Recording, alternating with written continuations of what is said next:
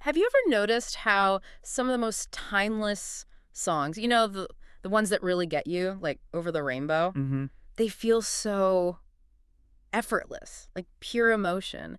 But what if I told you they're built on this really strict mathematical blueprint? It's the great paradox, isn't it? Yeah. That structure is what actually unlocks the Yeah, creativity. exactly. And today, we're doing a deep dive into that blueprint, Yeah. the 32-bar form. Some people call it the AABA structure. Right, the ballad form, I've heard that too. Yeah, that one too. And our mission is really to show you how that strict architecture creates this incredible emotional payoff. Okay, so let's start there. The math. 32 bars. Sounds so rigid. How does that actually, how's it laid out? It is very precise. You have 4 sections, and each one is exactly 8 bars long. Okay. 4 times 8, 32. And the AEA tells you what goes in them. So the 3 A sections, they all share the same basic melody. That's the part you hum along to. That's the hook. Ah. And you'll notice the title of the song usually lands right in that A section. It's your home base. Okay, but if you have 3 sections that are almost the same, doesn't that get, well, a little boring, a bit repetitive? Ah, that's where the magic is. That's the B section. The bridge. The bridge, or the middle 8, yeah. Its whole job is to be the contrast. It's complete departure, musically and lyrically. So it takes you on a little journey before bringing you back home. That's it, exactly.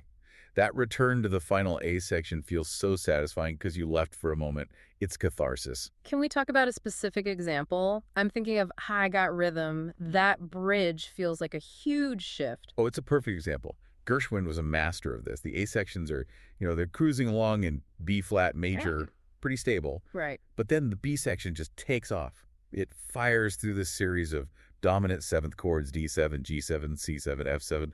It's this rapid motion through the circle of fifths. So it creates all this tension. A ton of tension that just begs to be resolved when you land back on that final A.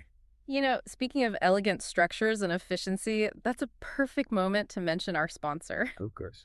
This deep dive is sponsored by Embersilk. If you need help uncovering where AI agents could make the most impact for your business, or if you need help with AI training, automation, or software development, check out embersilk.com for your AI needs. It really is that efficiency that made the AABA form take over American popular music around, 1925, 1926? The greats were all using it. All of them. Gershwin, Cole Porter, Jerome Kern.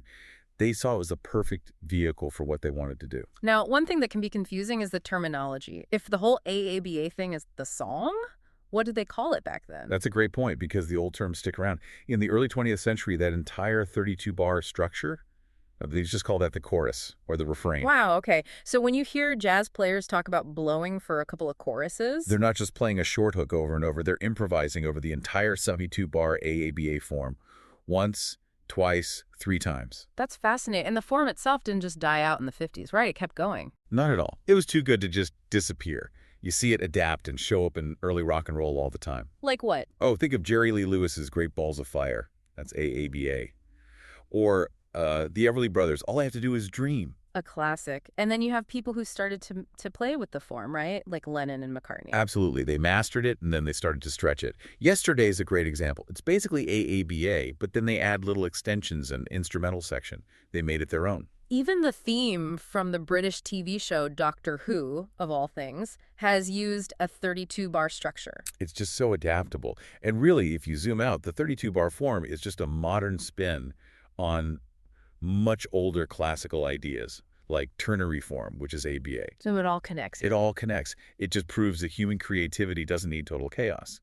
Sometimes, these mathematical rules, these constraints, that's what makes the art possible. It's the reason that final return home feels so good. What a fantastic way to think about it. That structure is what gives us freedom. Yeah. If you enjoyed this deep dive, please subscribe to the show. Hey, leave us a 5-star review if you can. It really does help get the word out. Thanks for tuning in.